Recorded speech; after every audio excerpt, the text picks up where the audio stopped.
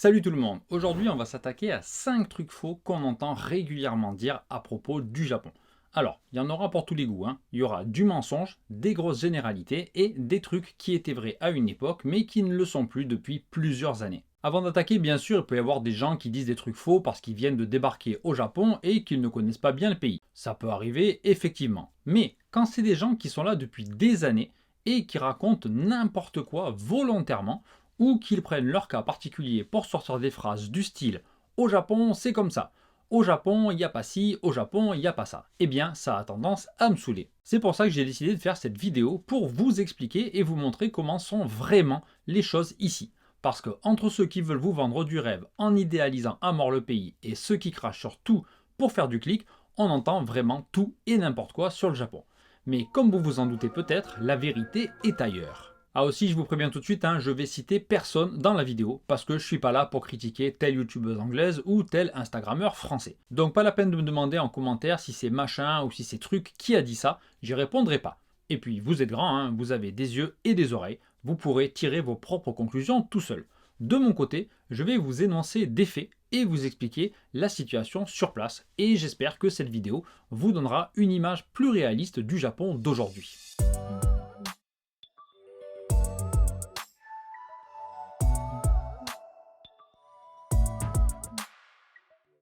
Premier mensonge que certains balancent sans broncher alors qu'ils savent pertinemment que c'est faux, je veux parler du fait que soi-disant au Japon, les vélos n'auraient pas de protection, qu'ils seraient laissés comme ça dans la rue et que bien sûr ils ne seraient jamais volés. Alors autant quand on est touriste et qu'on vient d'arriver au Japon, on peut effectivement avoir cette impression en regardant des vélos de loin. C'est d'ailleurs ce que je pensais quand je suis venu ici pour la première fois en vacances, mais quand on habite ici et qu'on dit ça, c'est soit qu'on a des problèmes de vue, auquel cas il faudrait peut-être penser à consulter un bon ophtalmo, soit qu'on s'en fout de la vérité et de ses abonnés et qu'on est juste là pour faire du clic. Voilà, je vous laisse juger. Donc une bonne fois pour toutes, non, c'est faux, tous les vélos ne sont pas posés comme ça sans protection. Je dis pas qu'il n'y a aucun vélo comme ça au Japon, il y en a bien quelques-uns, mais déjà la plupart des vélos japonais ont un antivol sur la roue arrière qui bloque la roue quand on le ferme, donc on ne peut plus rouler avec. Vous ne me croyez pas? Ok, direction le parking à vélo près de ma gare. Et on va regarder si les vélos ont des antivols, s'ils ont des verrous à l'arrière ou pas. Un verrou, un verrou, un verrou, un verrou à l'arrière, un verrou, un verrou, un verrou et un antivol. Même pour les gamins, hein, vous voyez, il y a le verrou. Voilà, comme vous venez de le voir, hein, tous les vélos avaient ce système de blocage de la roue et certains avaient en plus une chaîne. Alors vous allez me dire, oui, le coup du verrou à l'arrière, c'est mignon, mais on peut porter les vélos ou les faire rouler en soulevant seulement la roue arrière et vous aurez raison. Et c'est d'ailleurs pour ça que même si ce système du verrou suffit généralement à protéger les vélos, eh bien c'est bien écrit hein, dans les parkings qu'il faut mettre une chaîne en plus de ce verrou. Et il y a même des campagnes publicitaires pour encourager les gens à bien mettre ces deux sécurités en place sur leur vélo. Il y a aussi des affiches pour dire de faire attention au vol de vélo. Donc a priori, s'il y a ce genre d'avertissement, ça doit être parce qu'il y a des voleurs de vélos. Enfin, je sais pas, mais personnellement, j'ai jamais vu d'affiche avec écrit «Attention aux lions». Parce qu'il faut bien reconnaître que niveau lion, le Japon, c'est plutôt tranquille. Et vous avez même des pancartes à destination des voleurs où il y a écrit qu'on les surveille et aussi ce qu'ils risquent s'ils se font choper. Donc je pense que c'est clair pour tout le monde maintenant.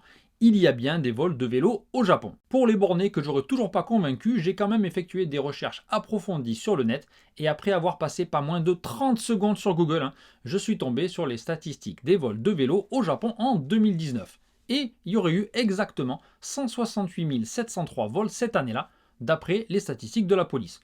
Pour info, hein, la même année, en France, il y en a eu 300 000. Et rapporté à la population, ça fait en gros 4 fois plus de vols de vélos dans l'Hexagone.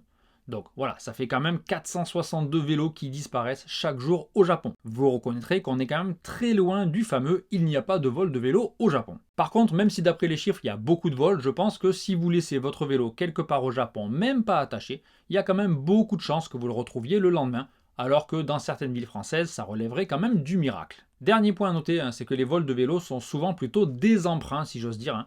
Quelqu'un de pressé ou de bourré qui a envie de rentrer à vélo va en piquer un qui ne serait pas attaché et le laisser ailleurs. Voilà, il arrive d'ailleurs très souvent hein, qu'on les retrouve grâce à leur numéro d'enregistrement. J'ai lu d'ailleurs sur un site japonais qu'environ 50% des vélos étaient récupérés. C'est quand même énorme et ça montre bien que dans la plupart des cas, ce sont effectivement des emprunts. Attention par contre, ça dépend du type de vélo et les vélos de course qui disparaissent ne sont retrouvés que dans 3 ou 4% des cas parce que là, ce sont vraiment des vols. Bref, ne croyez pas tout ce qu'on dit sur le net et si vous venez au Japon et que vous louez ou que vous achetez un vélo, même s'il y a effectivement beaucoup moins de risques de se le faire piquer qu'en France, attachez-le bien avec 2 antivols. Un dernier truc, j'ai failli oublier, mais si vous avez un vélo électrique, il y a pas mal de vols de batterie ces derniers temps. Donc pensez bien à l'enlever quand vous laissez votre vélo en quelque part, ou bien à y passer la chaîne pour éviter qu'on vous le pique. Voilà pour ce premier truc faux sur le Japon, répandez la bonne parole en partageant tout ça sur les réseaux sociaux. Et puis si vous aimez cette vidéo, mettez un petit like pour la mettre en avant, ça fait toujours plaisir et ça aide vraiment beaucoup la chaîne. Merci à vous tous.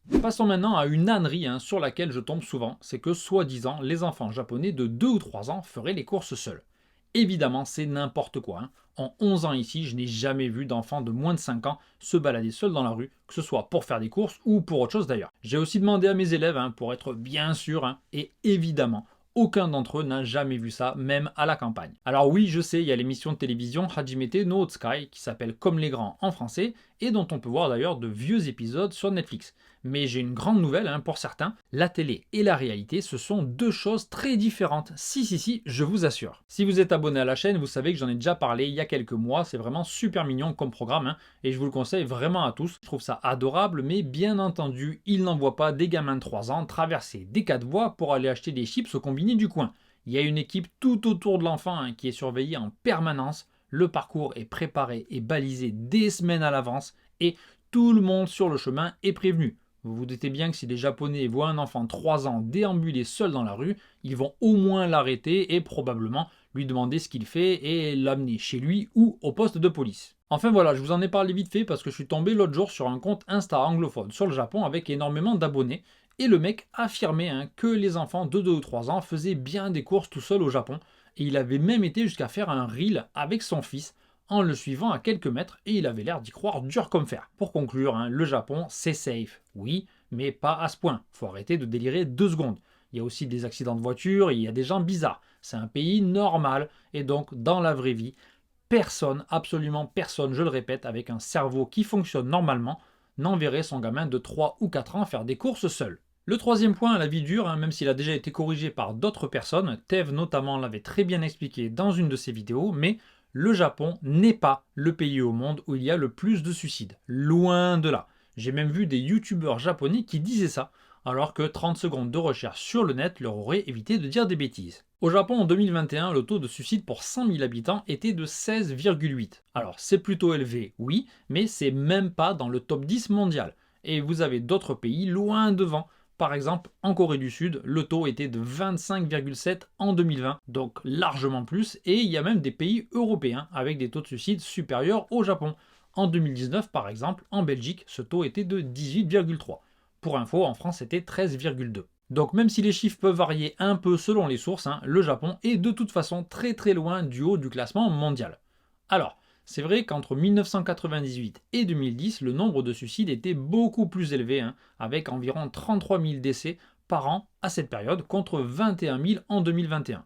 Mais même à cette époque, de toute façon, le Japon n'a jamais été numéro 1 mondial et il n'a même jamais approché le podium. Alors je pense que cette idée reçue vient aussi du fait que certains Japonais se donnent la mort en se jetant devant un train, truc qui se fait quand même assez rarement en Europe par exemple.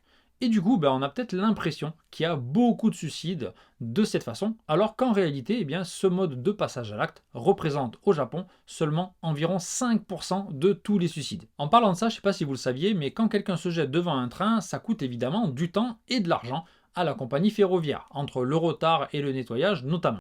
Eh bien, figurez-vous que la facture est envoyée à la famille du défunt.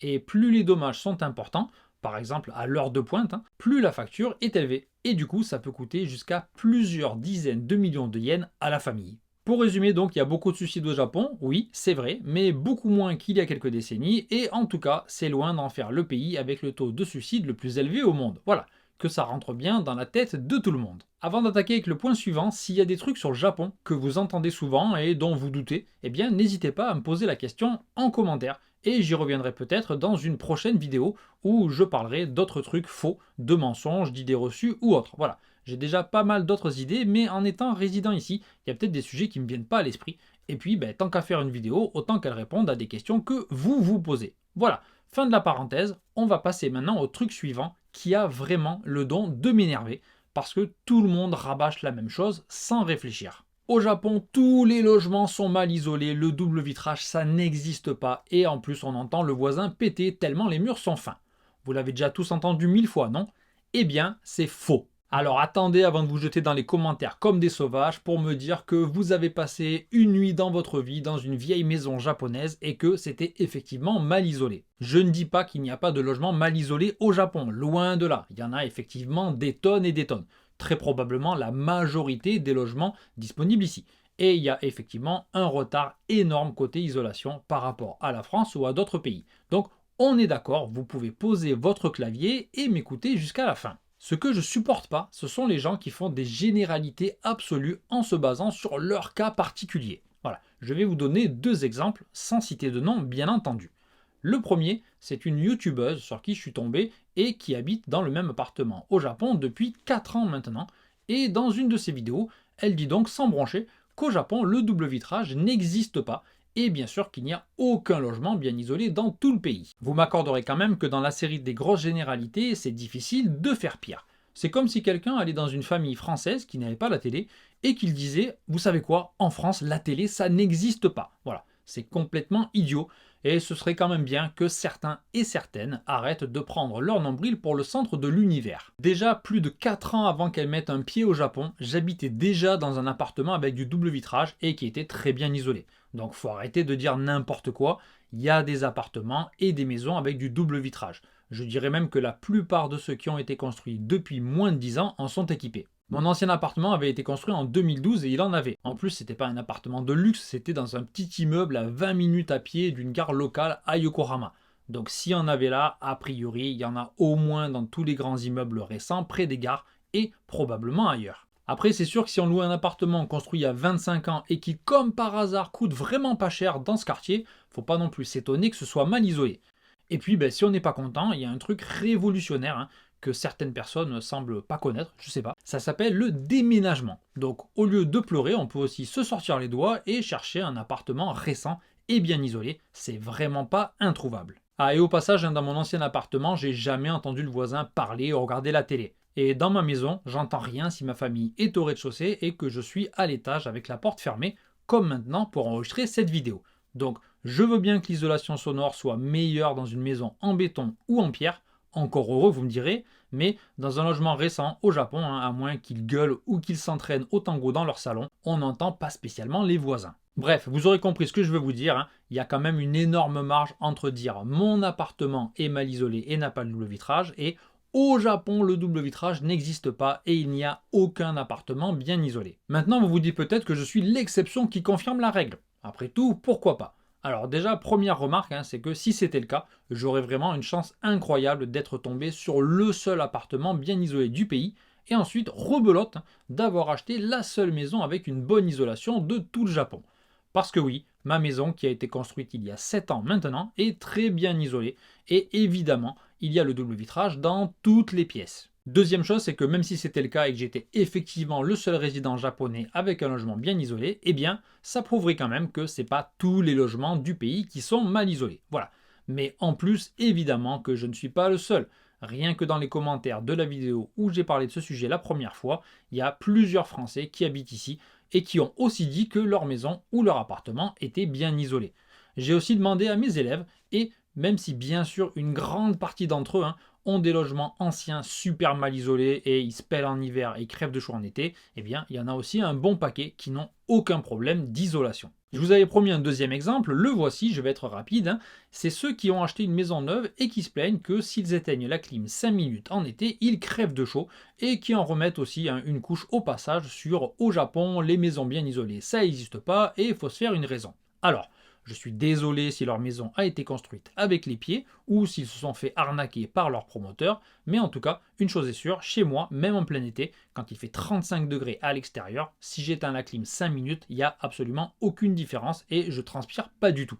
Au bout de quelques heures, je dis pas, bien sûr, mais 5 minutes, faut arrêter le délire. C'était le cas dans mon premier appartement. Effectivement, en 5 minutes, j'étais en nage, mais c'était un vieil appartement qui avait plus de 30 ans, qui n'avait pas de double vitrage et aucune isolation.